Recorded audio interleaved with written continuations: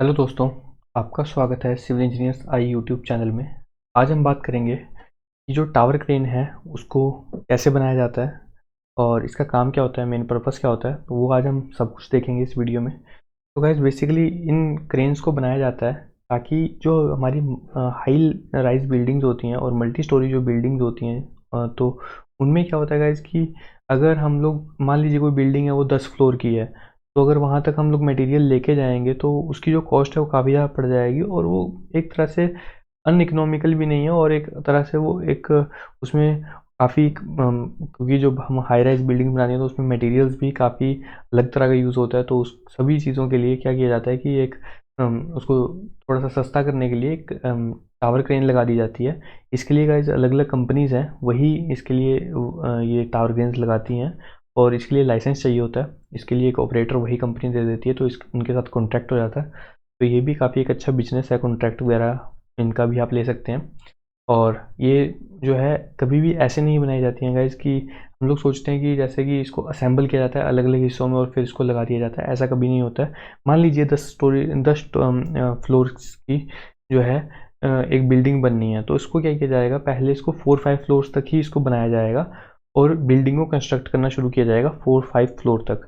जब वो बिल्डिंग बन के 5 फ्लोर तक कंप्लीट हो जाएगी उसके बाद क्या किया जाएगा, इसको उठाया जाएगा ऊपर।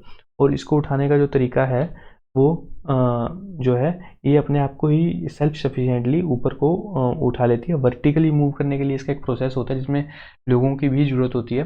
बट अगर ऐसे हम बात करें तो गाइस इसको हम 360 डिग्री के एंगल पे ही मूव कर सकते हैं। इसके ऊपर एक हिंज लगा होता है, वो 360 डिग्री मूव कर जाता है।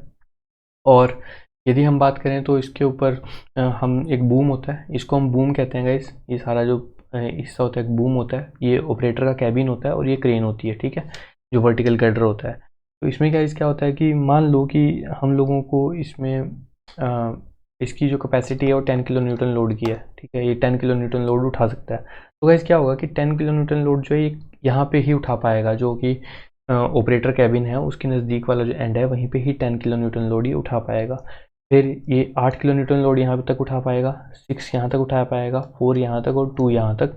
तो आप अगर एक्सट्रीम एंड पे देखें तो सिर्फ और सिर्फ ये 2 किलो न्यूटन लोड ही उठा पाता है, ताकि जो है लोड ज़्यादा ना पड़े। इसीलिए इसका जो लोड डिस्ट्रीब्यूशन है उस तरह से किया होता है। पीछे यहाँ पे वेट्स होते हैं इसमें, और इसमें मैंने जैसा बताया कि इसकी एक पर्टिकुलर अपनी ही कंपनीज बनी हुई हैं, वही कंपनीज का ये इन सबको बनाने का कॉन्ट्रैक्ट लेती हैं। तो यही है एक चीज़ टावर क्रेन के बारे में कि ये इसका जो लोड है वो अलग अलग जगह पे अलग अलग हम कैरी कर सकते हैं, ठीक है? और ये कुछ कैबिन व्यू है कि कैबिन से ऐसा कैसा लगता है, ठीक है। यदि हम बात करें गाइज तो ये देखिए कि जो क्रेन है वो लोड उठाती हुई चल आगे को मूव की जा रही है। तो इसमें गाइज ये एक प्लेटफॉर्म बना होता है। मैंने जैसे आपको बताया कि ये वर्टिकली अगर इसको ऊपर को आपको एक लेवल ऊपर या फिर एक मीटर्स ऊपर है इसकी हाइट लेके जानी है, तो इसमें क्या किया जाता है कि एक जो है वर्टिकल कटर लाया जाता है। क्रेन अपने लिए हुक के थ्रू लाती है यहाँ पे और फिर उसको यहाँ पे जो है डाल दिया जाता है और क्रेन जो है उसके सहारे थोड़ा सा ऊपर को लिफ्ट हो जाती है, ठीक है। तो ये एक तरीका होता है इस क्रेन को ऊपर वर्टिकली उठाने का, और इसको नीचे उतारा भी ऐसे ही जाता है, ठीक है। ये जो क्रेन है गाइस दो तरह की होती है। एक तो वो होती है गाइस जो बिल्डिंग से थोड़ा सा डिस्टेंस पे होती है, ठीक है, और एक होती है गाइस जो बिल्डिंग के साथ अटैच्ड होती हैं। जैसे कि ये वाली दिखाई दे रही होगी आपको, ये बिल्डिंग के साथ बिल्कुल अटैच है। इसमें क्या होता है गाइस, इसमें विंड लोड वगैरह का इतना इफेक्ट नहीं पड़ता है और इसको बिल्डिंग के साथ साथ ही कंस्ट्रक्ट कर लिया जाता है। मान लीजिए ये 3 फ्लोर बना इसके बने हैं, तो ये 4 फ्लोर तक जाएगी। इसके 4 फ्लोर बना लिए तो जो क्रेन है उसको 5 फ्लोर तक बनाया दिया जाता है। तो इसमें धीरे धीरे इसकी कंस्ट्रक्शन कर दी जाती है और धीरे धीरे इसको उतार दिया जाता है। दूसरा गाइस जो ये फार एंड वाला तरीका होता है, इसमें मैंने आपको जैसे बताया कि इसमें एक प्लेटफॉर्म होता है, वहाँ पे वर्टिकल कटर को ला के रखा जाता है और फिर इसको ऊपर उठाया जाता है। तो यही चीज़ होती है।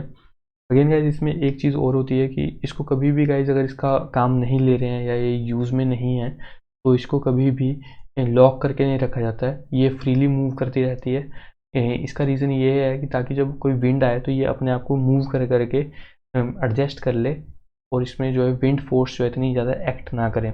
तो यही सब चीज़ें हैं। और गाइज काफ़ी ज़्यादा ये सर्विस मांगता है।